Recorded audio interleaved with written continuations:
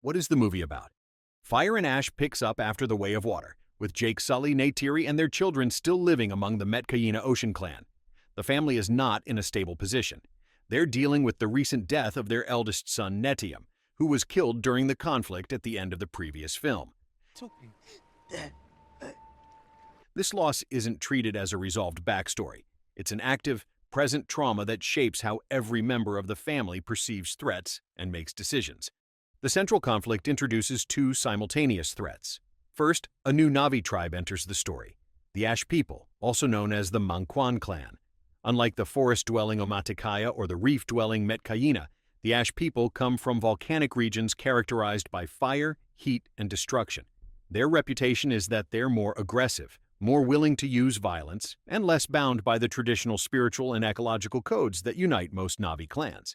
They represent an internal fracture within Pandora's indigenous population. At the same time, human forces from the RDA aren't retreating. They're expanding their operations on Pandora. This means the Sully family is caught between two hostile forces, a dangerous new Na'vi faction that other clans fear, and a human military-industrial presence that's growing stronger instead of weaker. The story is built around this dual pressure and the question of how Jake and Neytiri navigate a war that no longer fits the simple framework of Na'vi versus humans. The Sully family's grief. Neteyam's death is the emotional foundation the entire film builds on. It's an open wound that actively shapes how each family member thinks, feels, and acts throughout Fire and Ash. The family isn't starting from a place of healing. They're starting from raw, unresolved pain. Jake's grief manifests as guilt and overprotection. As a father, he blames himself for not saving Neteyam. As a leader, he blames himself for making strategic decisions that put his family in harm's way. Jake was a Marine before he became Na'vi, so his instinct has always been to think tactically and act decisively.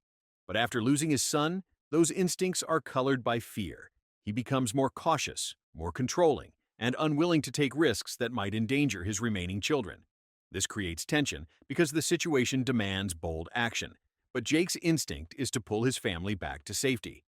Neytiri's grief takes a different form. She channels it into rage and deepening hatred, particularly toward humans. Neytiri has always hated the Sky People because they destroyed her home tree, killed her father, and brought endless violence to Pandora. But Neteyam's death confirms and intensifies that hatred. She sees it as proof that humans will never stop bringing death and destruction. This makes her more violent, more vengeful, and less willing to show mercy when dealing with human forces or anyone who cooperates with them. Her faith in Eywa is also shaken. If Eywa protects the Na'vi, why did Eywa allow Neteyam to die? The Sully children each process the trauma differently, which fractures the family's unity. Loak, who has always struggled with feeling like an outsider and living in Neteyam's shadow, takes bold, reckless actions to prove himself. Others withdraw emotionally or carry survivor's guilt. When Jake wants to retreat, some children agree, while others resist because they feel like cowards. When Neytiri pushes for revenge, some follow while others are frightened by how far she'll go.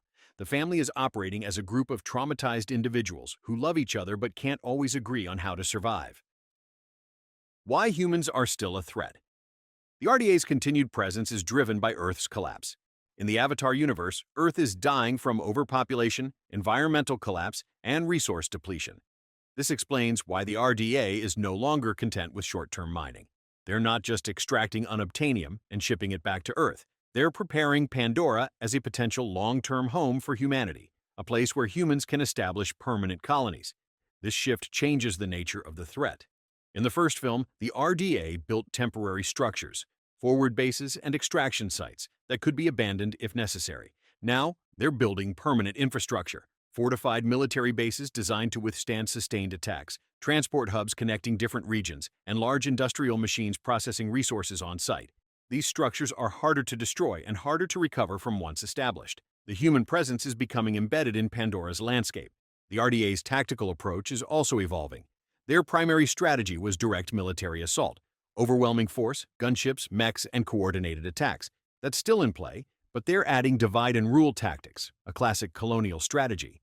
Instead of treating all Na'vi as a unified enemy, the RDA looks for cracks in Na'vi society. They search for groups that are angry, desperate, or disillusioned enough to cooperate. If they can find Na'vi who feel abandoned by Eywa or betrayed by other clans, they can turn them into allies or proxy soldiers. This is why they target the Ash People. The Ash People have a history of suffering and resentment that makes them vulnerable to influence. The RDA doesn't need to convince them to love humans. They only need to convince them that cooperation serves the Ash People's own interests. By recruiting Na'vi allies, the RDA transforms the conflict from a clear war of colonizers versus indigenous people into a morally ambiguous struggle where Na'vi fight Na'vi with human backing. Who are the Ash People? The Ash People live in volcanic regions defined by active volcanoes, lava rivers, and hardened ash fields. This environment is actively hostile. Thicker air, unstable ground, and flora adapted to extreme conditions. The Ash People have developed different survival skills and different relationships with Pandora's ecosystem compared to other clans. The defining event in their history is a catastrophic volcanic eruption that destroyed their home tree and devastated their village. In Na'vi culture, the home tree isn't just a home. It's the sacred center of spiritual, social, and emotional life. It's where they connect with Ewa, store collective memory, and feel united. Losing the home tree means losing the heart of the clan. For the Ash People, this wasn't random. It was Ewa abandoning them when they needed protection most. This collective trauma reshaped their worldview. Where other Na'vi see Ewa as benevolent, the Ash People see Ewa as indifferent or cruel. This makes them less committed to spiritual and ecological restraints. Most Na'vi avoid fire as destructive. The Ash People use it as a weapon. Most Na'vi treat land with reverence. The Ash People, living where land is constantly destroyed by volcanic activity, take what they need without worrying about balance. Most Na'vi reject human technology. The Ash People are pragmatic, seeing human weapons as survival tools. This creates tension with other clans. The Omaticaya and Metkayina see the Ash People as harsh and spiritually compromised. The Ash People see other clans as naive, clinging to ideals that only work when life is easy. This mutual distrust makes alliances difficult and creates an opening for human forces to exploit. Varang as a complex antagonist. Varang leads the Ash People and serves as a Na'vi antagonist, which breaks the moral clarity of previous films where humans were villains and Na'vi were victims. Varang is Na'vi, but works against Jake and Neytiri. She's not simply evil. She's a leader hardened by extreme suffering. Her worldview is built around survival at any cost. Her responsibility is protecting the Ash People, and she'll do whatever is necessary, even if it means breaking rules and alliances. From her perspective, she's not a villain. She's a realist. She's watched her people suffer through disasters Ewa didn't prevent. She's seen other clans prosper while the Ash People struggled. She's learned that spiritual and moral codes don't guarantee safety. They only guarantee you'll follow rules while others take advantage. This leads her to make choices outsiders call cruel. She'll raid other clans for resources, use violence to secure territory, and form alliances with humans if it serves her clan. She doesn't see these as betrayals. She sees them as necessary pragmatism in a world that's already betrayed her people. Her conflict with Jake and Neytiri is ideological. Jake and Neytiri frame the war as Na'vi and Ewa versus human colonizers, believing Na'vi unity can resist expansion. Varang rejects this entirely. She doesn't believe in Na'vi unity because other clans abandoned the Ash People. She doesn't believe Ewa will save them because Ewa didn't save them before. If working with humans gives her people weapons and power, she'll do it. If other Na'vi stand in her way, she'll fight them too. This makes Varang more complex than a typical villain. She's motivated by loyalty and justified anger at a world that failed her people. She believes she's doing the right thing, which makes her dangerous in a different way. Defeating her requires addressing the underlying grievances driving her choices, not just overpowering her militarily. Quaritch and the Alliance. Colonel Miles Quaritch continues as an antagonist, but he's no longer human in the traditional sense. After being killed by Neytiri in the first film, the RDA used a backup of his memories to create a recombinant, a Na'vi body with Quaritch's human mind. He now has Na'vi strength, agility, and the ability to breathe Pandora's atmosphere, while retaining his human memories, military training, and hatred for Jake Sully. This makes him uniquely valuable. He understands human military doctrine and Na'vi tactics. He can move through Pandora's terrain like a native and counter Na'vi strategies because he understands both sides in a way no purely human or purely Na'vi fighter can. When Quaritch encounters Varang, he recognizes an opportunity. The Ash People are angry, isolated, and willing to use violence for survival. Their anger can be weaponized against Jake and supporting clans. Quaritch doesn't need to make them loyal to the RDA. He only needs temporary alignment of interests. The alliance is based on mutual benefit. The RDA offers advanced weapons, intelligence on rival clans, and military support.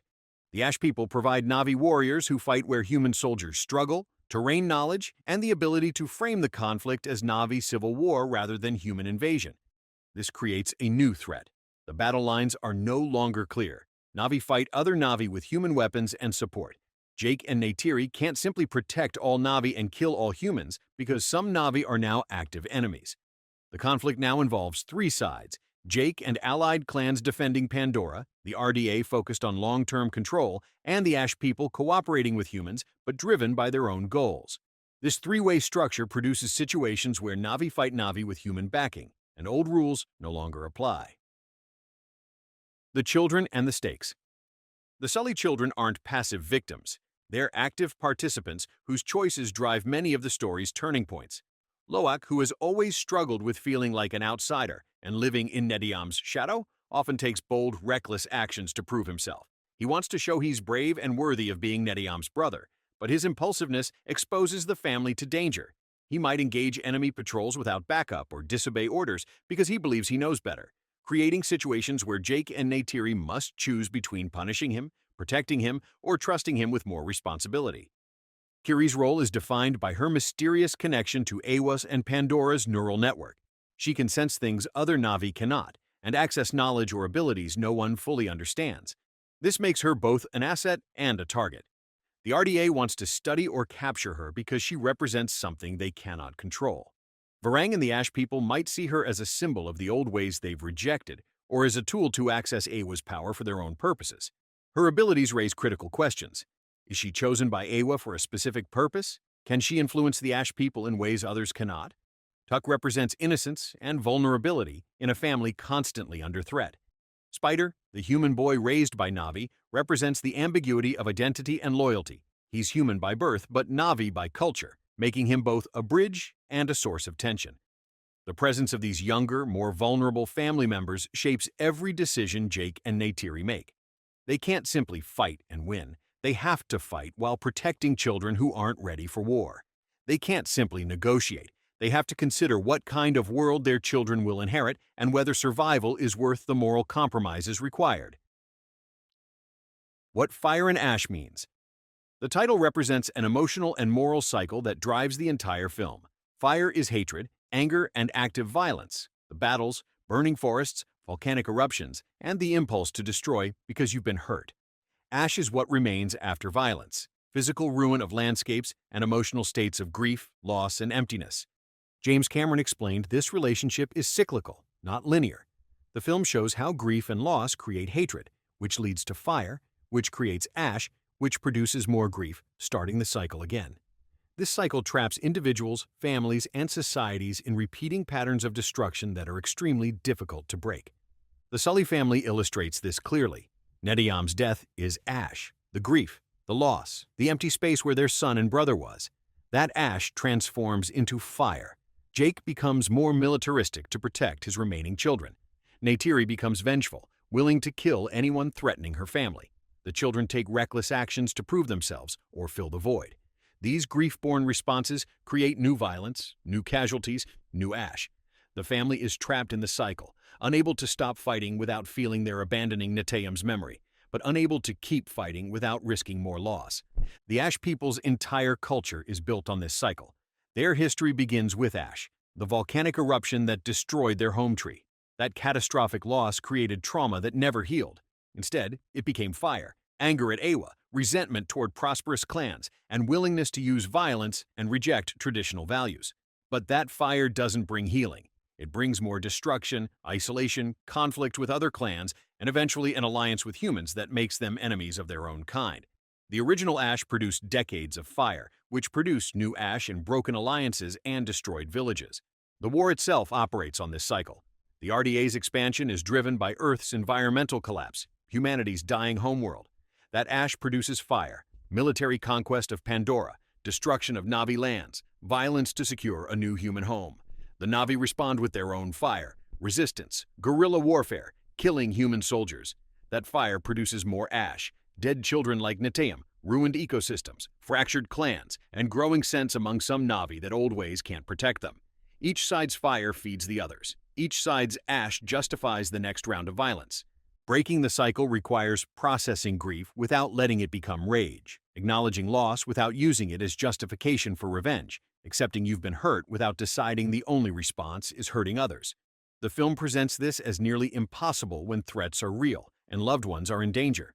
The tragedy is that once the cycle starts, it's almost impossible to stop. The cycle of fire and ash isn't a moral failing. It's a human and Na'vi reality emerging naturally from pain, fear, and the desperate need to survive and protect what you love. If this one hooked you, the next video will blow your mind. Go watch it next by clicking a video in the top left corner.